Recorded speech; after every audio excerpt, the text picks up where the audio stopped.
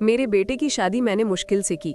वो एक लड़की से प्यार करता था, लेकिन मैं नहीं चाहती थी कि उसकी शादी उसी से। मैंने उसे बहुत समझाया और उसकी शादी गांव की एक सीधी सादी लड़की से करवा दी। लड़की का नाम सुधा है। मुझे पता था कि ये लड़की मेरे बेटे और इस घर के लिए बहुत अच्छी है, इसीलिए मैंने उस लड़की की शादी मेरे बेटे से करवा दी। सुधा हमारे घर में आई। लड़की घरेलू थी, बड़ों का सम्मान और घर का काम करती थी।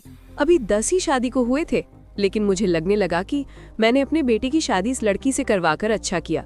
मेरा बेटा राजीव भी खुश ही लग रहा था, लेकिन उस रात के बाद मेरी ये सोच बदल गई। एक रात करीब 2 बजे मेरे बेटे के कमरे से चीखने की आवाज आने लगी। ये चीखें मेरे बहू की थी।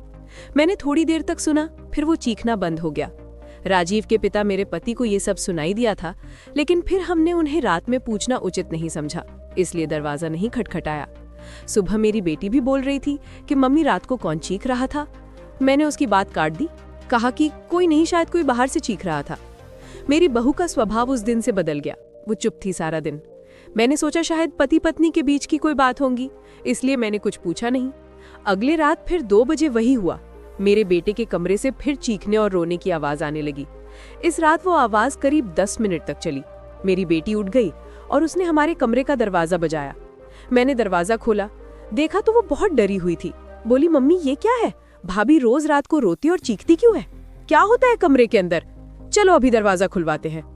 मैं दरवाजे के पास जाने लगी तो मेरे पति ने मुझे रोक लिया, कहा कि रुको, अभी बात मत करो, कल सुबह दोनों से बात करते हैं।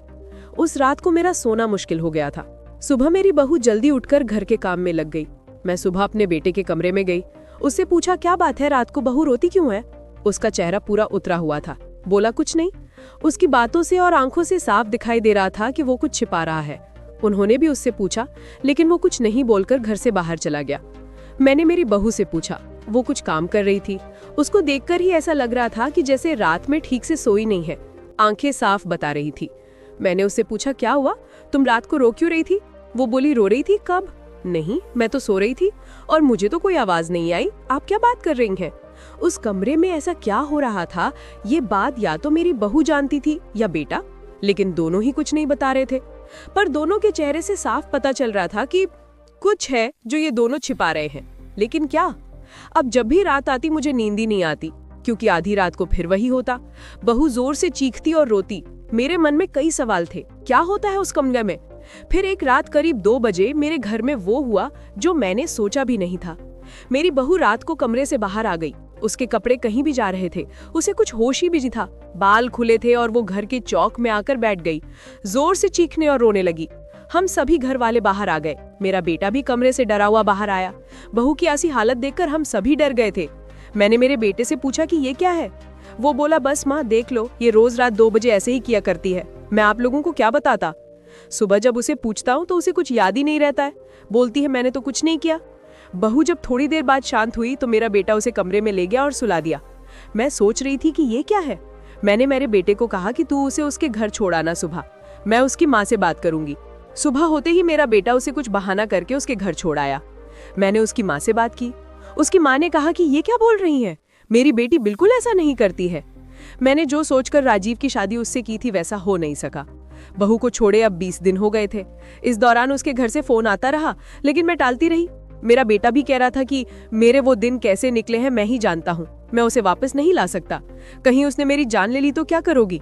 मैंने उस पर फिर ज्यादा दबाव नहीं डाला, पर मैं अपने आप को कोस रही थी कि मैंने अपने बेटे की शादी उस लड़की से क्यों करवा दी। अब मेरे घर में कोई नहीं चाहता था कि वो वापस आए। इन्हीं सब बातों में 3 महीने निकल गए। फिर एक दिन अचानक ही मेरी बहू अपने सामान के साथ वापस मेरे घर आ गई। वो आते ही मुझसे कहती है, माँ जी मैं जानती हूँ कि आप मेरे बारे में क्या सोच रही हैं, लेकिन सच क्या है ये आपको पता नहीं है। उसके बातों से मुझे लगा कि कुछ है जो वो बताना चाहती है। मेरा बेटा घर आया और उसे देखकर गुस्सा हो गया। कहा, ये यहाँ वापस आ गई? मैं अब इस घर में नहीं रह सकता, मैं जा रहा हूँ। मेरी बहू ने उसी समय कहा कि क्यों, सच सामने आ जाएगा इसलिए डर रहे हैं? बताइए सबको सच क्या है? मैं उस तरह से क्यों किया करती थी? बेटा बोला कि क्या सच? सच ये है कि तुम पागल हो और रोज रात उस तरह से करती हो। बहू बोली कि मां जी, आज अगर सबसे ज्यादा दुखी और परेशान है तो वो और कोई नहीं, मैं हूँ। मैंने अपने पति की बात मानी, उन पर विश्वास किया। मैंने कहा, तुम क्या कहना चाहती हो? फिर मेरी बहू ने जो बताया उसे सुनकर मेरे पैरों तले जमीन खिसक गई। वो बोली कि आपके बेटे ने मुझे पहली रात से ये नाटक करने को कहा था, लेकिन मैंने नहीं माना। वो कहते हैं कि हम दोनों अलग बड़े शहर में जाकर रहेंगे। उनको कहा अगर ऐसे मेरे घर वाले नहीं छोड़ेंगे, तुम इस तरह का नाटक करोगी तो वो डर जाएंगे और फिर हम अलग रहेंगे। पहले मैंने बोला कि यहाँ सबके साथ अच्छा है, लेकिन फिर जब वो मुझसे बात नहीं करते थे तो मुझे उनकी बात माननी पड़ी। और फिर मैंने जब सब नाटक किया तो इन्होंने मुझे घर छोड़ दिया, मुझे आप सभी की नजरों में पागल और ना जाने क्या साबित कर दिया। उसके बाद मेरा फोन भी नहीं उठा रहे।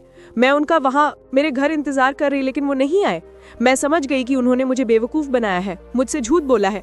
ये मुझे अपनी जिंदगी से भगाना चाहते थे। मैं इस बात को समझ गई। अब मैं खुद ही इनसे दूर चली जाऊंगी, लेकिन मैं चाहती थी कि सच आप सभी के सामने आ जाए। मुझे बहू की बातों पे पूरा विश्वास हो गया था। मेरा बेटा बोला तुम्हें इसे रखना है तो रखो। मेरी शादी तुमने उससे नहीं होने दी जिससे मैं चाहता था, और इस गांव की लड़की से करवा दी। मैं चाहता था कि ये भी यहाँ से चली जाए, तुम परेशान हो। सोचो कि ये मैंने क्या किया। अब भी मैं इसे अपनी पत्नी नहीं मानता। मैंने मेरे बेटे को कहा कि बेटा तुझे इस घर में रहना है या नहीं, इसका फैसला तू कर ले। मेरी बहू इस घर में ही रहेगी, और जो इसे इसका हक और इज्जत नहीं देगा वो इस घर में नहीं रह सकता। तू इस तरह की साजिश कर सकता है, वो भी सिर्फ अपनी माँ से बदला लेने के लिए। एक भोली लड़की को कुछ भी करने को कह सकता है। पर बेटा जरा तू सोच, तूने इसे जो करने को कहा इसने किया। अपने बारे में और किसी के बारे में कुछ नहीं सोचा, सिर्फ तेरा सोचा। सोच ऐसी पत्नी कहाँ मिलेगी। तू बहुत बड़ा अभागा है जो इस लड़की को छोड़ेगा। मैं बहुत खुश थी, मैंने अपने बेटी के लिए हीरा चुना था, लेकिन शायद मेरा बेटा ही उसके लायक नहीं था। मैंने मेरी बहू को प्यार से गले लगाया। मेरा बेटा भी कहीं नहीं गया। थोड़े समय तक जरूर नाराज रहा, लेकिन मुझे पता था उस लड़की से कोई प्यार किए बिना कैसे रह सकता था। आखिर धीरे धीरे सब ठीक होने लगा।